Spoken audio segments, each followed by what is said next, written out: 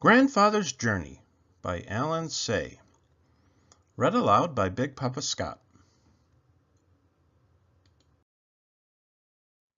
My grandfather was a young man when he left his home in Japan and went to see the world. He wore European clothes for the first time and began his journey on a steamship. The Pacific Ocean astonished him.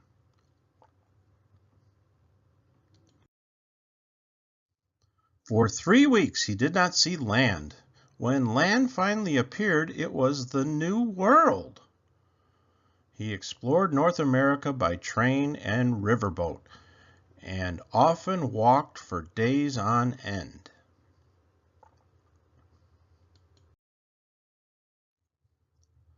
Deserts with rocks like enormous sculptures amazed him. The endless farm fields reminded him of the ocean he had crossed.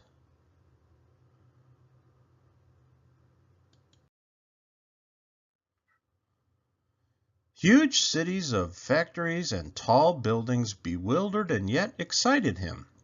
He marveled at the towering mountains and rivers as clear as the sky. He met many people along the way. He shook hands with black men and white men, and yellow men and red men. The more he traveled, the more he longed to see new places and never thought of returning home. Of all the places he visited, he liked California the best. He loved the strong sunlight there, the Sierra Mountains, the lonely seacoast. After a time, he returned to his village in Japan to marry his childhood sweetheart. Then he brought his bride to the new country. They made their home by the San Francisco Bay and had a baby girl. As his daughter grew, my grandfather began to think about his own childhood. He thought about his old friends.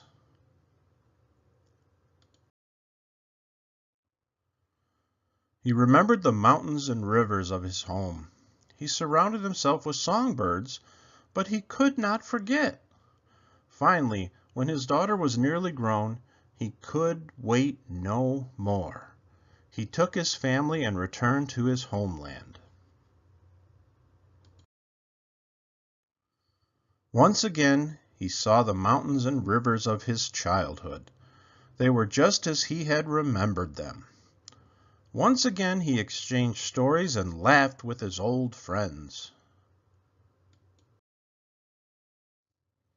But the village was not a place for a daughter from San Francisco. So my grandfather bought a house in a large city nearby. There, the young woman fell in love, married, and sometime later, I was born. When I was a small boy, my favorite weekend was a visit to my grandfather's house.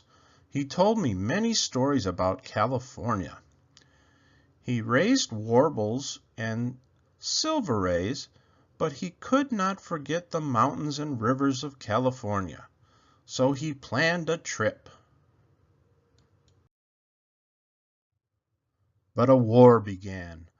Bombs fell from the sky and scattered our lives like leaves in a storm.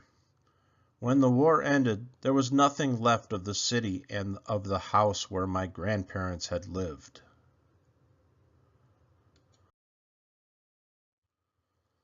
So they returned to the village where they had been children. But my grandfather never kept another songbird.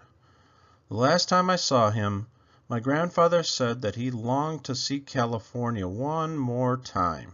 He never did. And when I was nearly grown, I left home and went to see California for myself. After a time, I came to love the land my grandfather had loved, and I stayed on and on until I had a daughter of my own. But I also miss the mountains and rivers of my childhood. I miss my old friends, so I return now and then, when I cannot still the longing in my heart. The funny thing is, the moment I am in one country, I am homesick for another. I think I know my grandfather now. I miss him very much. The end. Please like and subscribe. Check out the gifts in the description. If you could support me at patreon.com/BigPapaScott, I would really appreciate it. Thank you very much.